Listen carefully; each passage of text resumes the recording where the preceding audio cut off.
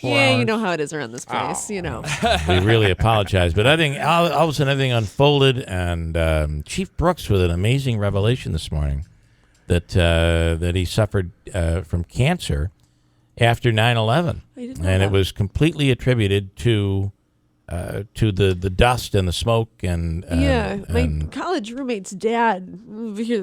That's a tangent for you, but he actually ended up passing away. She was from Queens, and he ended up passing away because he spent so much time and it on wasn't site with cancer. It wasn't it's just amazing. it was people who were there. It was people who were first responders. It was sometimes just people in that neighborhood. It was really, really bad. And of course, we're coming up on the anniversary of 9/11 here this weekend. All right, so can we get into with the Adirondack Scenic Railroad before we get to the grant issue? You're in this whole issue of the asphalt plant, and you guys had an interest in that location. Yeah, yep. We expressed our interest, I guess, after the asphalt plant had expressed theirs, and they'd already started going through the process. So we've tried to move on and look at a few other sites. So you're looking to build a repair facility that would serve as repair for not only your trains and cars, but also contract work. But contract work, similar to what's being done out at Griffiths. Yeah, where the planes come in, they get fixed, and they head out. Yeah, there's a surprising market, particularly for historic passenger equipment, privately owned cars, as well as a need from some of these other freight railroads, depending on what type of equipment we have there, to do some contract work when they have something go down on the road. And we're in the perfect location for that. We're very centrally located. Yeah. Which is one of the reasons we wanted to build it in Utica, is the visibility and the, connections to the freight lines that are driving through there, every 10, 15 minutes. Right, okay. So you're looking at other sites. We are.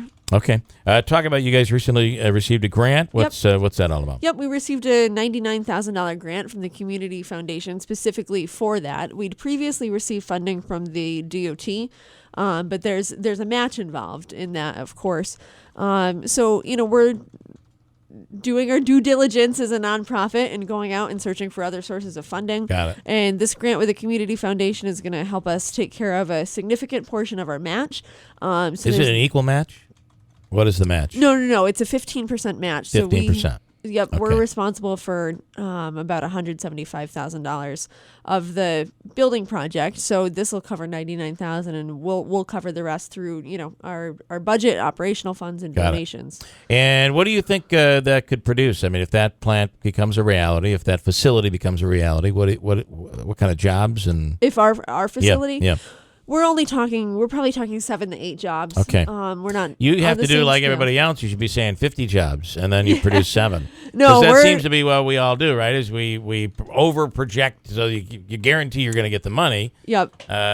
What an interesting concept that you're actually being honest about. No, we're being quite honest about it. It's probably only 7 to 8 jobs right now. We lay our mechanical staff off in the winter, so we're providing them with year-round 12 month of the year jobs.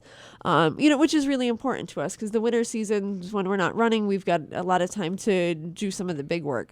And additionally, we've got cars that are out of service because we don't have a repair facility. The repairs are taking so much longer. So we're not necessarily meeting our demand either by not having a repair facility. All right. So timeline on all this? We were hoping to purchase land this summer or fall. I don't know if that's going to happen. It's been very challenging to try and find a site within the city of Utica. We were initially looking within the city of Utica. Hey, you have to have tracks to the site? Okay. Yep. So obviously. So it's got to be on the Mohawk, Adirondack, and Northern Rail line, or on the north side of the tracks in Utica. Okay. So it's a challenging area to build because it's all former riverbed. The Mohawk River was rerouted when Union Station was built. And there's a lot of peat moss. In one of the sites there's 8 feet of peat moss in one of the sites we've looked at. So it's been a real challenge to try and find a site within the city of Utica. So we're hoping we will find something, but it's looking like we might have to move outside the city. Okay. All right. I want to go back to the rails. I know that was something we talked about a number of times. Forgive me because I don't have the information in front of me. That's all right. We had a caller who, it's funny with anything that appears in a newspaper, It's like the Bible, right? Yes. But I have a question on this. Maybe you can clear it up. The caller had said, and Andrew, I think he mailed us something, had a snippet of an editorial from several months ago. You have it right there. Yeah. Okay. Basically, it says the tracks can't come up. Read what it says there, and I'd like you to react. As long as the Adirondack Scenic Railroad owners wish to continue operation of the railroad between Tupper Lake and Lake Placid, Article, oh man, I'm bad at Roman numerals. Anyway, of the New York State Constitution shields owners' desire.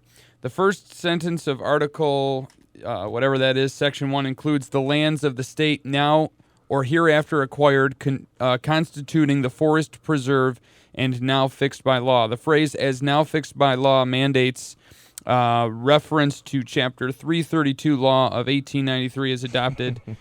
Chapter 332 declared that the Forest Commission, now DEC, should prescribe rules and regulations affecting the whole or any part of the forest preserve and for its use, care, and administration, but neither such rules or regulations nor anything contained in this article shall prevent or operate to prevent the free use of any road, stream, or water, as the same may have been heretofore used. Fair to say. No, go on. It's riveting. There's a lot of legal mumbo jumbo. The point of that, from what I believe the author of that had explained, is that the state law says you can't pull up the tracks. Well, the state is the owner in this case. So the owner, we're not the owner of the tracks. The state is the owner. We filed this spring in March or April, in Article 78, which challenges all of the procedural steps that New York State took in regards to rail removal, because we believe that there were significant flaws in the process regarding historic preservation, regarding the economic impact, regarding land classification issues. So that suit was filed months ago. Was supposed to be heard in July, was delayed to the end of August. Again, now we're delayed to the end of September. The DEC just issued a press release that they've convened the first meeting of stakeholders to build the trail. So they're planning on going ahead with this, and we're waiting on the court. Yeah. You think the lawsuit could? I mean, are your attorneys telling you they feel it's potentially successful? Do they think there's a good chance? Well, our lawyer always jokes that our lawyer is better than another lawyer. Yeah. But no, Article 78 is a challenge, because you're asking New York State to challenge New York State and the procedures that we found. Which, to be honest, and I'm not going to claim to be an expert on this, is what I was trying to explain to the caller is it's the state's property. Even though it says they can't pull it up, if they want to pull it up, exactly, it's theirs. They can kind of do what they want with it. So, in that regard, it's sort of an uphill battle. But having said that, I believe we've got a really, really good case that's really grounded in fact and logic and reason. And, we're not trying to put pie in the sky numbers together, but we are trying to be very realistic about what purpose the railroad serves in our communities now and what the future potential of it is. Jim on the line. I've got just about a minute to go here, Jim, but go ahead. Hey, Bill, Jeff, and Beth, you're doing a great job with the Adirondack Rail. Keep up the fight. You're going to win, and it's a good thing for this entire region. Beth, the site, there's a lot of controversy right now with the asphalt plant. It's just sheer stupidity. I think everybody knows, and that hopefully the council is going to vote it down. I was told that has rail access to the site. Actually, I was over there, and I did see the rail there. Is that a potential site for you folks to develop next to that old Matt Petroleum site? Sure, it very well could be. I really don't want to. We've got enough controversy on our hands, so I don't really want to weigh in on the asphalt plant and get ourselves into something else. There is rail access to that site, however.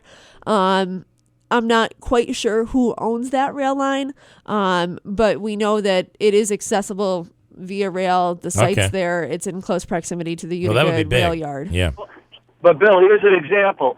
Again, why aren't they talking to these folks? I know they don't want to get involved in controversy, but the state owns that. Supposedly, I heard the money is going to the state, the $60,000 sale price. I don't know if that's true. We'll find out tonight. If that's going to the state, why the hell isn't the state, which is giving the Adirondack Railroad such a hard time, give them the damn land and develop that for what they're doing? And that's part of the economic development, the tourism attraction that we're looking at. And it's not going to pollute the Mohawk River. It's a beautiful site. It has so much potential. This is nonsense. I'm assuming, Bethan, you would be in agreement with Jim. Sure. With that, without digging we into like Give free you the land. land. We Sure. like free land. Yeah. It's a nice location. You're a nonprofit, so if that would be big. So Absolutely. All right, interesting. Keep us posted. All right. Absolutely. Got a break.